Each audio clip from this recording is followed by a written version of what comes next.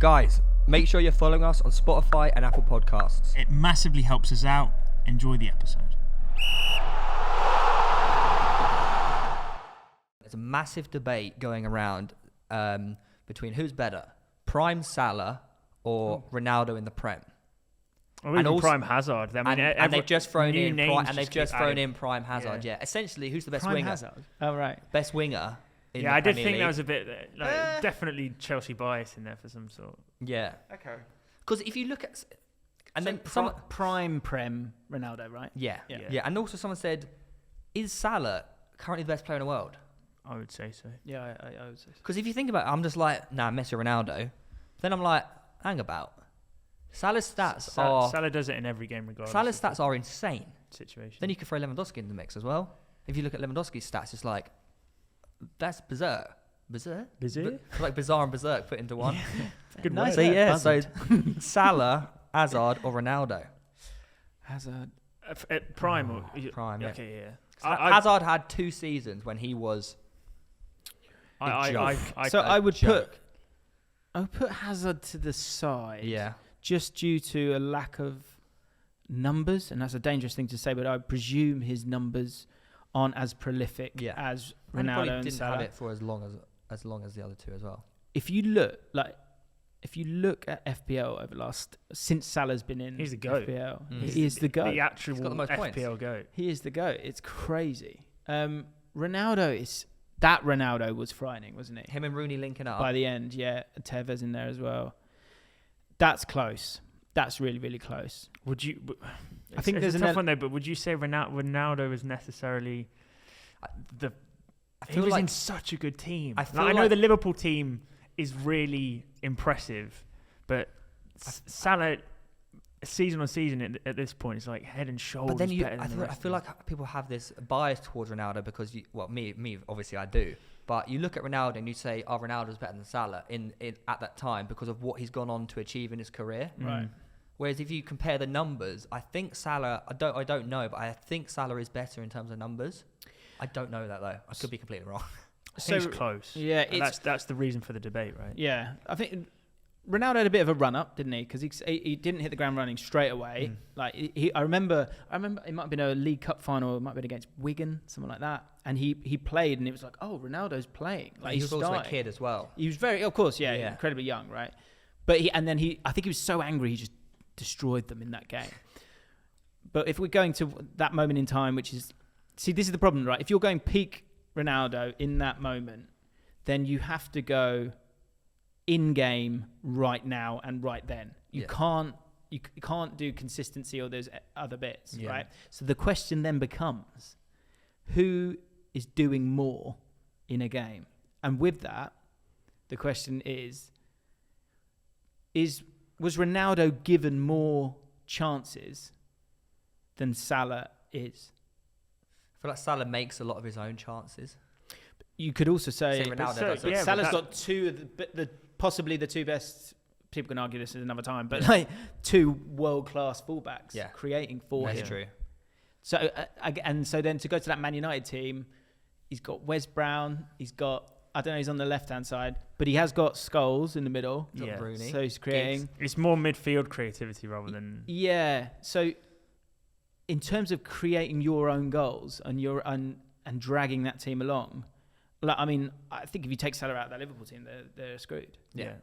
But how much of it is him? Then you could say maybe if you took is. Ronaldo out of the United team, they probably weren't as screwed as if you took Salah out. But that's what I mean. But I look at Ronaldo in that team and I'll go, if you look at some of the goals he scored for that team, are some of the greatest goals in history. Free kick against Portsmouth, the 45-yard shot against Porto, even the free kick against Arsenal, like some of the stuff he did for that team. Do you remember the counter-attack against Bolton between Ronaldo and Rooney? And it was a corner or whatever, and they've scored in like 9 seconds. Yeah, at the other end of the was pitch. it Arsenal? Was it Arsenal? No, was it Bolton? Oh, there was another one. There was another one against Arsenal. Yeah, I remember the goal you're talking about. Do you know what's interesting as well? Is the fact that of how Liverpool play. So Liverpool play and press high up the pitch, because if you win the ball high up the pitch, then you haven't got as far to go to score. So that that makes you think Ronaldo probably had to do a little bit more because they've got a kind of, and maybe they own possession a little bit more and work their way up. They got Carrick in that team as well. Yeah. So maybe they kind of got to the same points as well. Talking about the stats and all that stuff, what I would like to see is like a touch map of the two of them. Because if Salah's always touching the ball, be like a mirror. Yeah, they're on either side, aren't they? Ronaldo maybe off the left normally. But Salah is always the furthest forward, and his touches are probably as high up the pitch as anyone because he's got Trent kind of up there as well, right? Whereas Ronaldo, I wonder if Ronaldo had to get the ball from kind of deeper and create things from deeper. So if you had to pick one, though, you have to pick Ronaldo one. or Salah, James. We need an answer. Because they both are incredible. So peak Ronaldo and Salah right now, they're both playing in a final. I would choose Ronaldo. Yeah, same. Really? If I had to pick one of those to have in my team, I would pick Ronaldo. And obviously Messi's not even in the question. But Salah is the best player in the world right now. I would agree with you on that one, and it pains me to say it. And puts me back on the fence. And I'm such a Lewandowski fanboy as well. So he's outrageous. This one's this is a toughie, lads. This is a real. Tell toughie. me if you want me to be shorter with my answer. This one's from Omer 191107. Good guy. I hope that's not his number. Okay. Who is the best? Number. Who is the best Premier League midfielder of all time? I know my answer straight away. There was a name I went straight to. 3, 2, 1. Steven Gerrard. Yeah. Really? Yeah. Mate, I'm telling you, That's a joke. he's. I've never. You are sat in front of a Liverpool shirt. Let me know. That. Do you know the thing Feeling that? the vibes. So I've played against him. I've played with him. Oh yeah. That's crazy. And this guy, it was like 2-3 years after he retired. I said you could just walk into any team, anywhere on any place in the world. Is this a decision based off but consistency of performance or a game against you? I'm saying, are you picking Gerrard because of the peak that he hit? He could do everything. Yeah, Lampard's got more goals. I get it, and obviously you've got Scholes, Vieira, Keane, but Steven Gerrard. There are certain players that when you need them in that moment, they always deliver. Always. Yeah. The West Ham FA Cup final. No, I don't think no other midfielder at that time could have done what Gerrard did.